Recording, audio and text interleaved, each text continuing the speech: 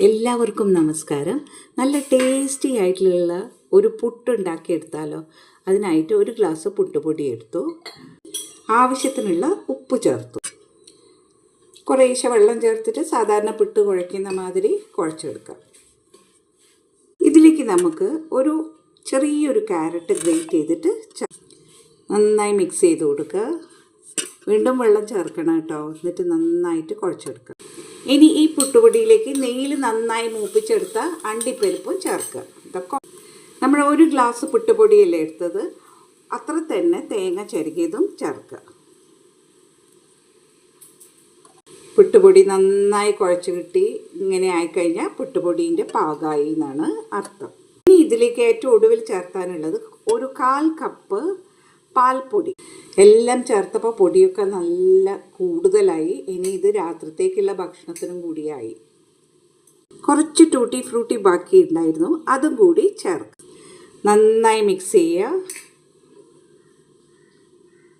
ഇനി നമുക്ക് പുട്ടുകുറ്റിയിലേക്ക് നിറയ്ക്കുക. കുറേശ്ശെയായിട്ട് നിറച്ചു കൊടുക്കുക.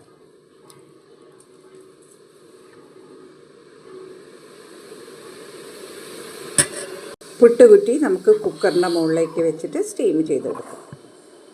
പുട്ടാവട്ടെ. പെട്ടെന്ന് ആവി വന്നു, നമുക്കിനി മാറ്റിയെടുക്കാം.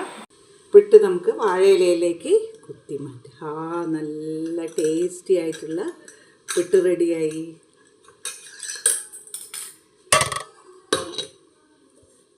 ടേസ്റ്റിയായ പുട്ട് സ്റ്റൂ കൂട്ടിയിട്ട് കഴിക്കുക. ഇതിന് ശരിക്കും കറീൻ്റെ ആവശ്യമില്ല, എന്നാലും ഒരു കുറച്ച് ഡ്രൈ ആയിട്ടുള്ളതല്ലേ പുട്ട്, അപ്പോൾ നമുക്ക് സ്റ്റൂവോ എന്തെങ്കിലും കറിയും വയ്ക്കാം.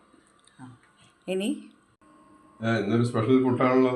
അതെ, ഇന്നൊരു സ്പെഷ്യൽ പുട്ടാണ്. ഇനി ഒരു പാട്ട് അങ്ങോട്ട് പാടിയാലോ. ആനകളില്ലാതെ അമ്പാരിയില്ലാതെ ആറാട്ടു നടക്കാറുണ്ടിവിടെ, സ്വപ്നങ്ങളാഘോഷം നടത്താറുണ്ടിവിടെ,